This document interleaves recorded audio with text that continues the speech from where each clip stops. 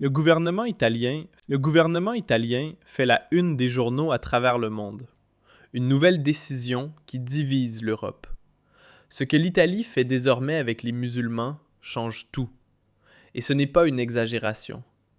Pendant que l'Allemagne sous Merz hésite encore, pendant que Bruxelles continue à parler de diversité comme une promesse salvatrice, l'Italie agit.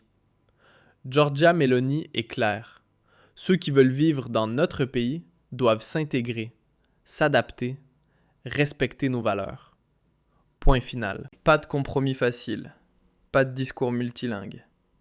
Il s'agit de survie, de la survie d'une nation qui n'est pas prête à sacrifier son identité sur l'autel de la tolérance. Qu'est-il arrivé ?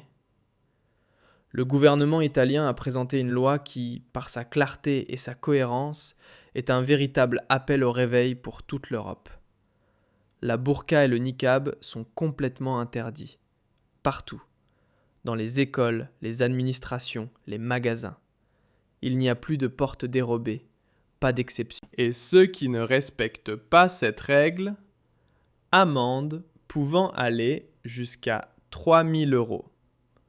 Ce n'est pas un petit avertissement, c'est un message clair. En Italie, la société prime sur le séparatisme religieux. Mais ce n'est que le début, car cette loi va beaucoup plus loin. Elle s'attaque à la fracture plus profonde de la société, au séparatisme islamique. Et oui, ce terme est important. Il ne s'agit plus d'intégration. Il ne s'agit plus de vivre ensemble. Il s'agit du fait que, dans de nombreuses villes européennes, des sociétés parallèles se sont déjà formées, avec leurs propres règles, leurs propres normes, leurs propres structures de pouvoir. Et l'Italie dit « cela suffit ». Les organisations religieuses sans accord officiel avec l'État devront désormais révéler chaque source de financement. Toutes. Pourquoi ? Parce qu'il est inconcevable que des mosquées en Europe soient financées par de l'argent saoudien ou qatari. De l'argent provenant de pays où les femmes n'ont aucun droit, où la liberté d'expression est inexistante et où les valeurs occidentales sont piétinées. La souveraineté signifie aussi nous décidons qui exerce une influence sur notre société. Pas Riyad, pas Doha, pas Ankara. Le député italien Andrea Del Mastro l'exprime clairement. Aucun financement étranger ne doit plier notre souveraineté et notre civilisation. Souveraineté et civilisation, des termes désormais devenus des injures en Allemagne. En Italie, ce sont des fondements, les fondements d'un État-nation fonctionnel. Et voici le coup de maître. Le référendum avorté sur la naturalisation. La gauche voulait que les étrangers puissent être naturalisés après 5 ans de résidence. Meloni a dit non. Mais pas avec une campagne bruyante, ni avec du populisme à outrance. Elle a simplement dit « Ne vous rendez pas aux urnes. Retirez votre soutien à cette proposition absurde par le silence. » Et cela a fonctionné. Seulement 30% de participation, le référendum a échoué. Le message ? La citoyenneté n'est pas un cadeau.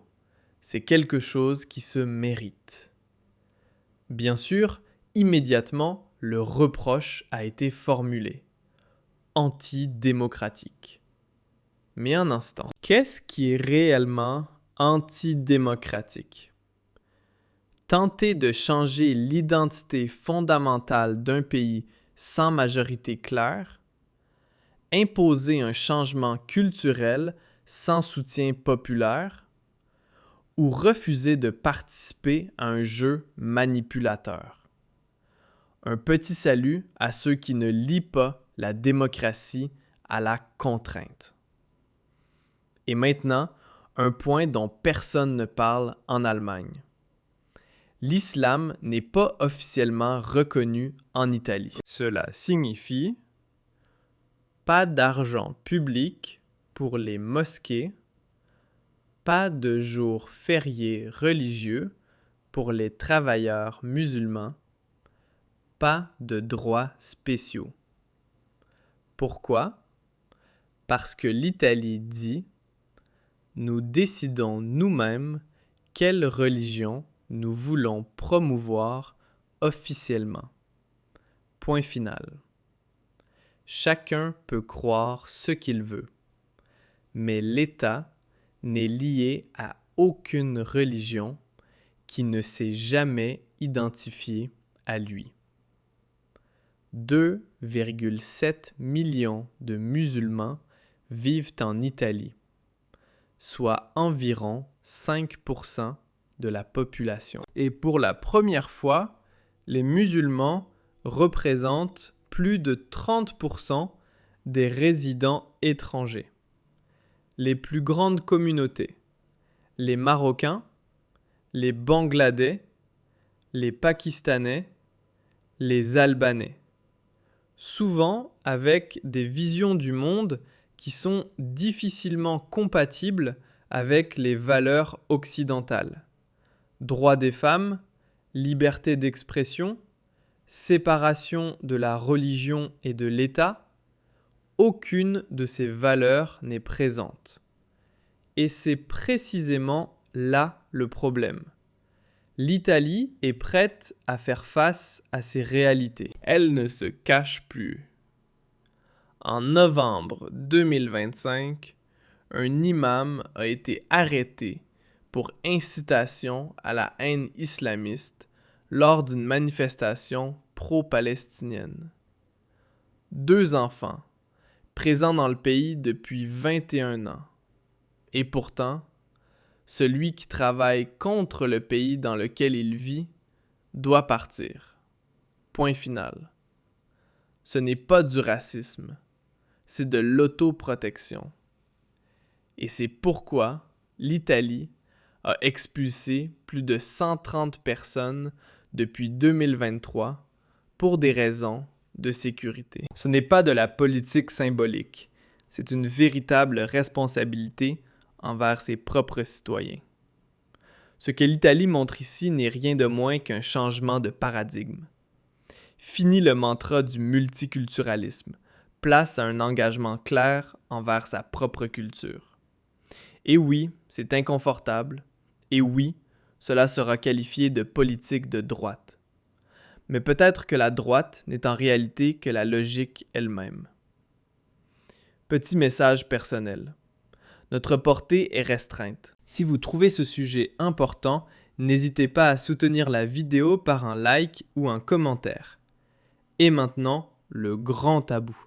Le terme islamophobie, un mot qui empoisonne chaque débat.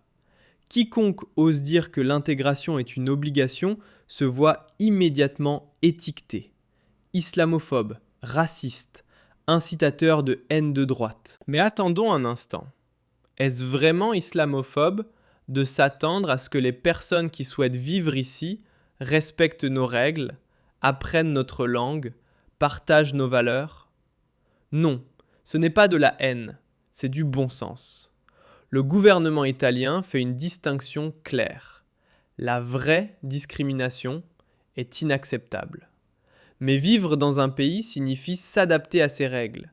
Ce n'est pas de l'exclusion que de demander aux gens de s'intégrer. C'est le fondement même de toute société. Mélanie le dit clairement. L'Italie est ouverte, mais pas aveugle. Bien sûr, cela ne plaît pas aux associations islamiques. L'Union des communautés islamiques d'Italie avertit contre l'exclusion, contre la radicalisation. Mais Ce qu'elles veulent vraiment dire, c'est qu'elles réclament des droits spéciaux. Et c'est exactement ce que l'Italie refuse. Pas de traitement de faveur, pas de droits parallèles.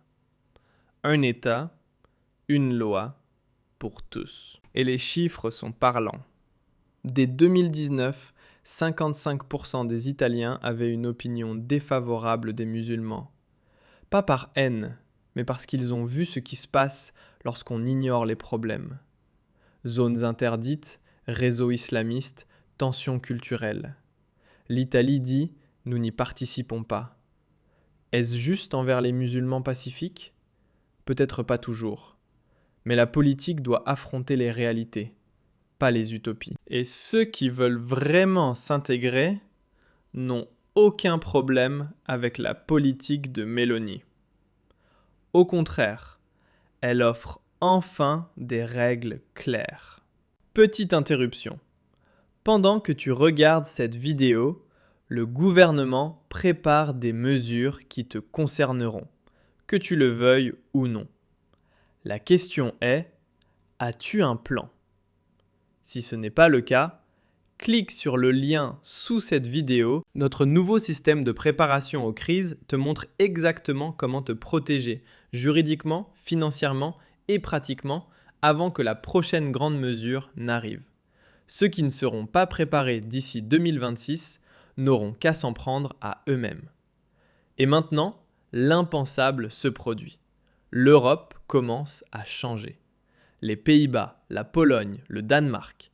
Partout, on ressent un désir croissant de clarté culturelle, d'identité nationale. L'ère de l'obligation multiculturaliste vacille. Et l'Italie est à l'avant-garde de ce tournant.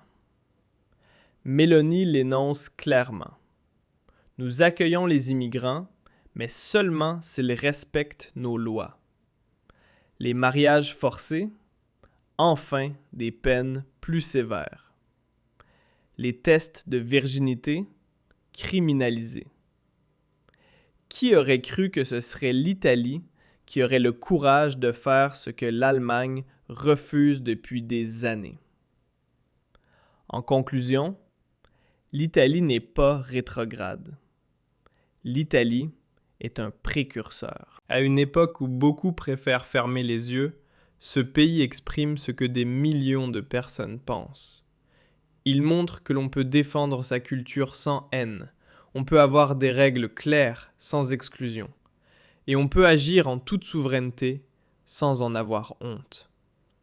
Un petit salut à tous ceux qui ne voient pas la tolérance comme un sacrifice de soi. À bientôt dans la prochaine vidéo. Restez critiques et surtout,